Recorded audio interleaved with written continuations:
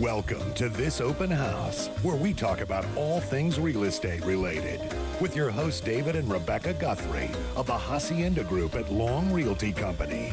Welcome yet again, another episode of This Open House show. I am your host, David Guthrie, Hacienda Group Long Realty Company out of Tucson, Arizona. But we do cover pretty much all of Southern Arizona as our reach continues to expand. And I get to be graced again by the presence of the lovely, wonderful, my wife, Hi. Rebecca Guthrie. Hi, guys. And for those of you who are not watching this after it goes live, you look great today. She just got her thank hair you. done. I did just get my hair done. It's fresh out of the salon, so it always looks best right after. It looks fantastic. She's doing this thing with her bangs on the side. I'm just, it's going to be hard to stay on track Okay, that's today. very sweet, but we do need to stay on track. So why don't you do our property report? On.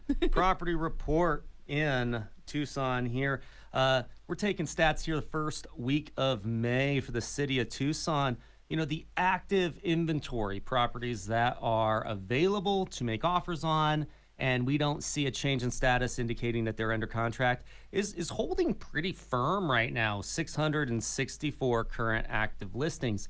We saw just under 1,000 in December of 2020, and then in January it went and dropped into the 800s, and since February we've really been staying in the low 600 to 680 range. So we're just floating around in there. Prior 7 to 12 months, looking at sales prices, you were looking at 268 is your median sales price. Prior 4 to 6, getting smaller data chunks moving forward, it actually did a slight dip to 250.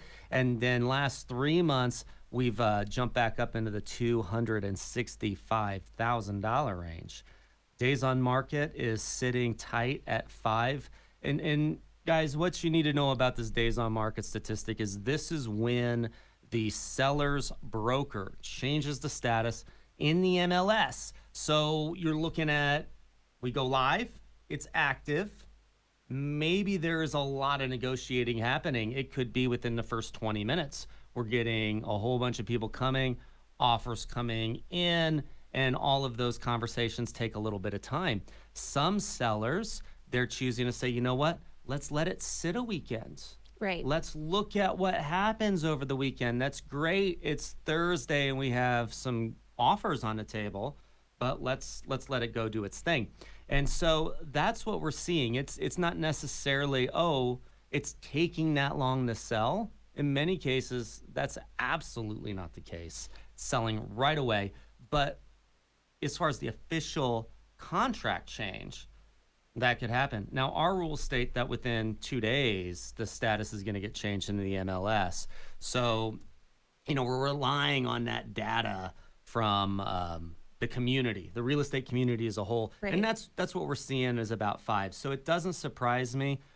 I don't want our listeners to think, I've got 5 days on average before I have to go write an offer. 20, 30 minutes on average. Well, any comments on that? Not 20, 30 minutes, maybe On like our 20, listings. Okay. We sell them very fast. Yes, we had an offer within 6 hours on our listing that we just took, but that's the 24 to That's 48 kinda normal. hours, but you want to get in fast, yes.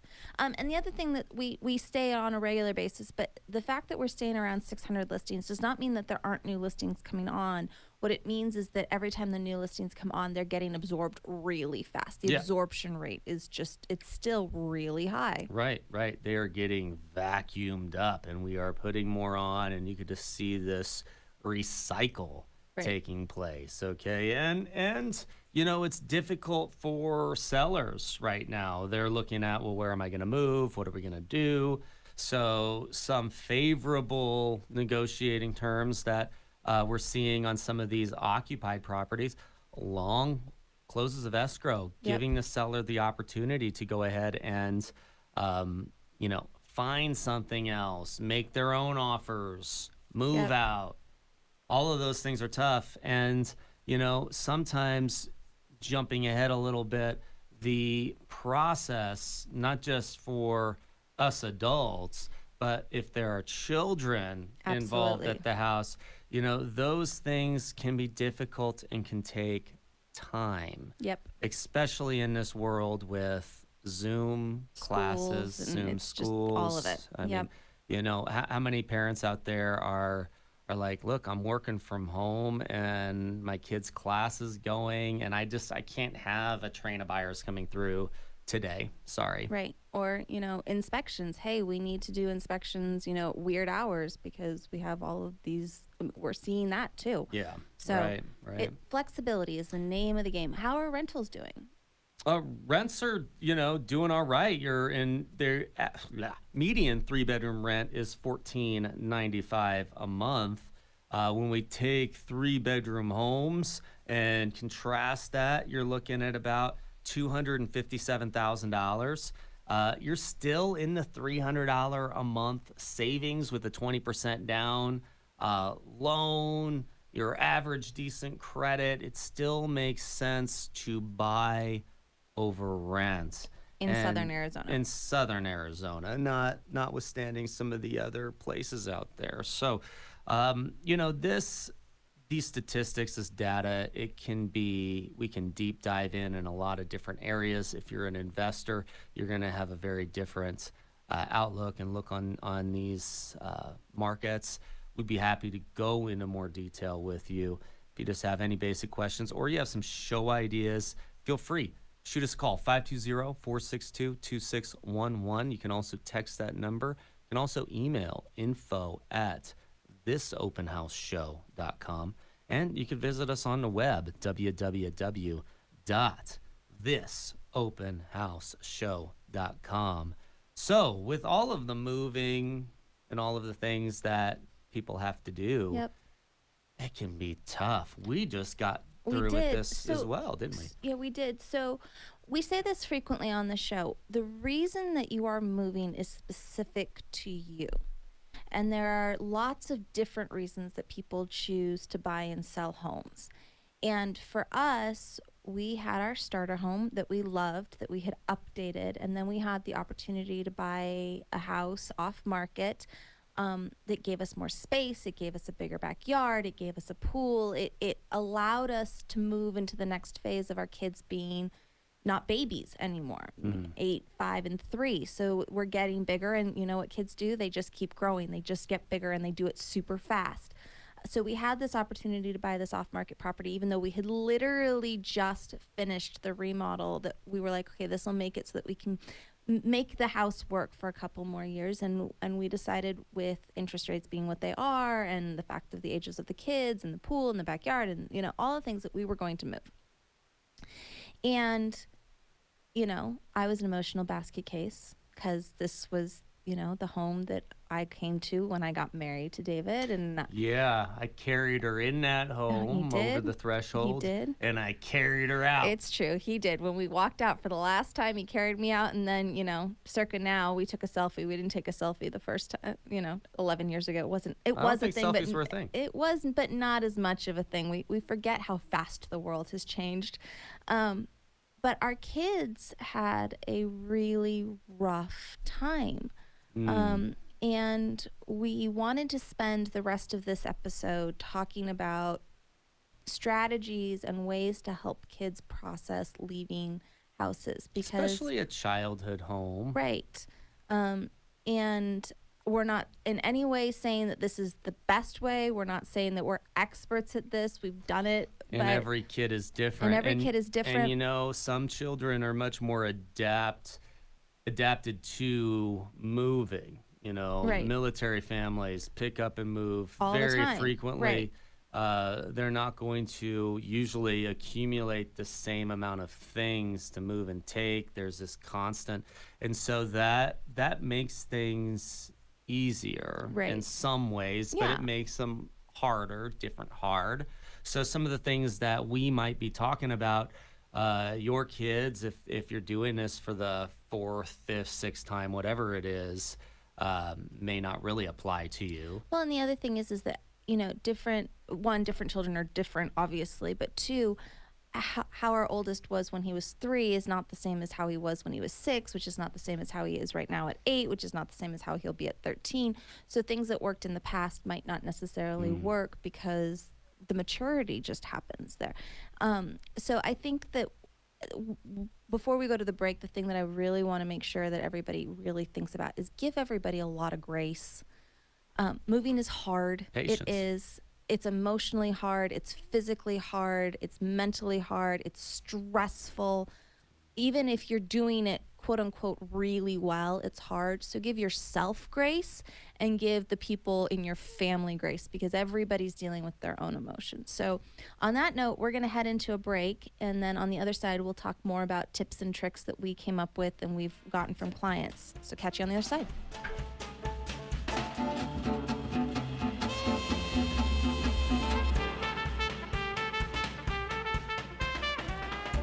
Are you interested in the real estate market? What does low inventory actually mean? Funny, real-life real estate stories and things you should never do if you're looking to buy or sell a home. Join me, David Guthrie, and my wife, Rebecca Guthrie. We are full-time real estate agents with the Hacienda Group at Long Realty Company for this open house on Saturday mornings at 11 a.m. on 1030 The Voice, where we will discuss all this and more. That's This Open House on Saturdays at 11 on 1030 The Voice. I love that music. Guys, welcome back. David Guthrie, Hacienda Group, Long Realty Company with my wife, Rebecca Guthrie. And we are talking about the grieving process, I guess, that we as homeowners go through, and especially our children go through when you're moving, when you're buying and selling a house, when you're saying goodbye.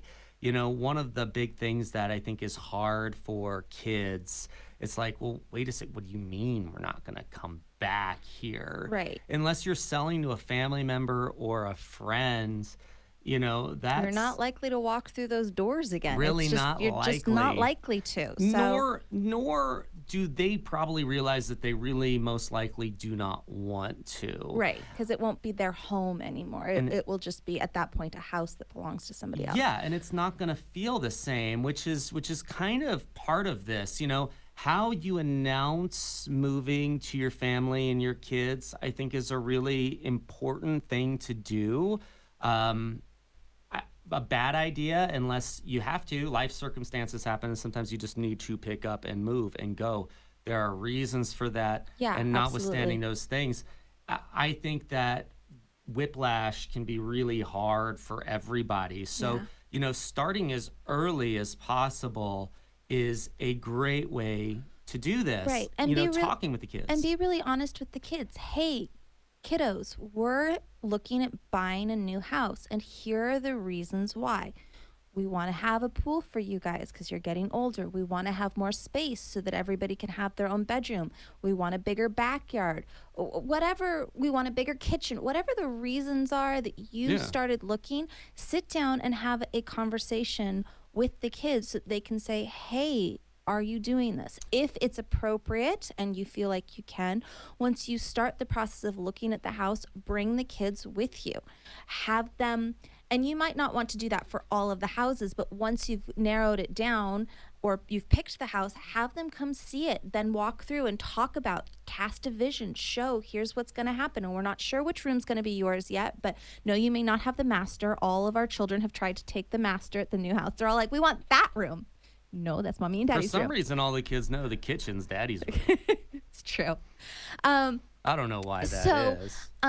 But engage them in those conversations. And it's okay to tell them why the current house that they're living in that they love is not working as well. That's not a bad thing because at some point they're going to be adults. We don't raise children. We raise adults.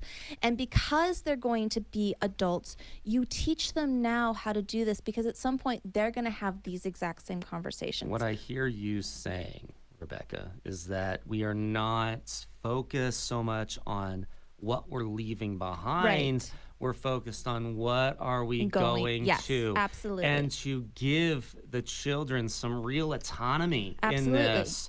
You know, what is Olaf's line in Frozen when he's controlling things when things are out of control and moving stuff around?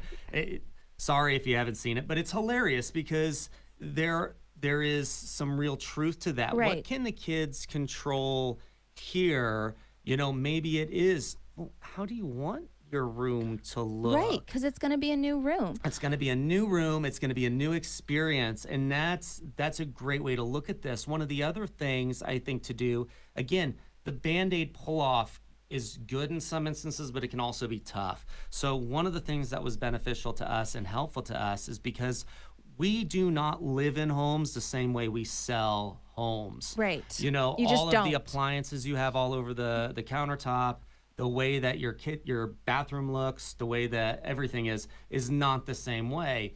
And so there are these incremental steps that I believe we take if you are a homeowner selling your home, moving to something else. Right. That actually is helpful in this process because as you begin to declutter and you begin to reassess what are some of the things that you want to bring into your next home, things start to begin to change. So the house that you've been in for however many years automatically begins to start to feel different, start Right. to look different. You have this gradual letting go, Right. this gradual movement towards being able to move into the next place. Absolutely. That I think is really helpful as opposed to just going to life, switch. Oh my gosh, what's happening Right. here? One of the big, I think, moments for our son, especially, is that he felt like Our oldest son. he felt like, there's an essence, there's an aura almost about this A home. spirit. But not so much in a spiritual way, but more of just a How the house feels. how does it feel? And Right. we are so sensory as humans. It's not just about the look, it's about the smell, it's about the lighting, it's about how do these things impact how we feel. And so very much so being able to allow, I think, the kids to see those incremental packing Yeah. and then come back in and eventually they're going to walk into that home and it's going to be empty. And one of Yep. the biggest surprises that my son had, which didn't surprise me at all, was when his home was totally empty and all of our furniture wasn't there and the toys weren't there and just it was just the house. It totally didn't feel the same Right. anymore. Right. And that's actually good. Yeah. So letting them see the process, but also giving them control. We're human beings. Children are human beings. Everybody likes to be in control. So one of the things that we did was when we were getting ready to pack up the playroom, I had the kids help me pack up the playroom. And yes, it takes longer. And yes, it's not as well done. That's okay. And I'm saying that for me just as much as for everybody else because I tend to be a control freak. But one of the things that I did was I got a big box and I said, hey, we're going to keep out a couple special stuffies so that those are going to be all the way, but we're going to put most of the stuffed animals into this box and we're going to put the box in storage because we're doing some work on the new house that we're buying before we move in. So we're in a temporary place. So some of this stuff is going to go in storage, but I want you to put stuff in. Or I taught them how to pack boxes of their books because we had lots and lots of books. There were lots of things where I deliberately went slow and let them participate. And they got really excited. Like they took real ownership of this. Yeah. And my older two can both write their names. So they wrote on their boxes their names. So, and then I would write whatever it was, but but like, these are my daughter's books. These are my oldest son's books. These are my youngest son's books. Like those things, giving them that control really helps. And don't make the mistake that I did. Look at a box that's just totally ridiculously packed and maybe too heavy and repack it in front of the kids. Don't do that. You can wait. That was a bad idea. Right. And But we've learned. We've learned. We're going through this. One of the other really, I think, great moments that we had that was a breakthrough moment of seeing, especially with our oldest, feel okay to let go was, Rebecca in our house is constantly, are we in a bad mood today? What are we grateful for? Is it a hard day? What are we grateful for? waking up in the morning, we're praying, thanking God for the brand new day and all of the blessings that exist here, because the sun's shining again, right? And going through and helping all of us to look at, well, what are we grateful about? What are all of those things? And Rebecca took our son, and in the living room, he's crying, she's crying. And the house is completely empty. The house is empty. It's completely empty. And she's like, let me tell you when we brought you home. Here's what it was like. And we went through and again told stories and discussed with them how important. And you know what? We learned, we saw, and I think our son saw, is it's not so much about the home. It's about the people. It's about the people and our family and those things. And, we can really thank the house for being a good house. We're not new age people at all. Don't get that. And we're not saying that, as far as like I want to be clear. We are believing Christians. We serve everybody. We love everybody, but I don't believe the house has a spirit, or did anything. But to go through and to actually thank the house for being a good home and having a spirit of gratitude. And acknowledge what happened in each room that we were grateful for. Yes. That's never a bad thing. Was healing for all of us. And our son took us by hands through each room and said, and the things he was grateful for in the rooms were it was a wonderful peek into his brain, because some of the things that he was the most grateful for, I didn't even have any idea about. So it was a really cool way to connect with both our son and our daughter, who's 5. Our youngest is 3 and not so much, but with our older 2, really connecting. The other thing is that you can feel like you have communicated and communicated and communicated and communicated what you're doing. But we got to our rental for the first night, and my youngest crawled up into my lap and he said, "Mommy, when are we going home?" And I'm like, "Well, sweetie, we are home." But he's like, no, our other house, the other house. We sold the house. Right. And I said, "Sweetie, we sold it to somebody else. It's not ours anymore." And he burst into tears and he's like, "Why did you sell my house?" Right. I promise you, he had been told multiple times. He had been engaged. But brain. Right. But until we were in this other house and his bed was in this other house, he didn't really understand it. And then he was grieving. Yeah. So the grieving process is different for each kid. And you really should honor that, because there is a grief. We talked about bittersweet. We're really happy and excited for what we're moving towards, but we're sad what we're going to miss. It's like graduation. Yeah. You're excited to be done, but you're also going to miss that familiarity. And in this case, there's so much familiarity that isn't changing for him, unlike so many people who make moves around the country every day of the year. All of their favorite restaurants are staying the same. Right. Their friends are staying the same. Right. We're just their moving church, across their town. school is staying the same. Like, all of these things are the same. It's still hard, even when it's very easy like that. But if you're leaving town, some of the same, I think, rules really would apply here. Absolutely. Go to some of your favorite spots. Take lots of pictures.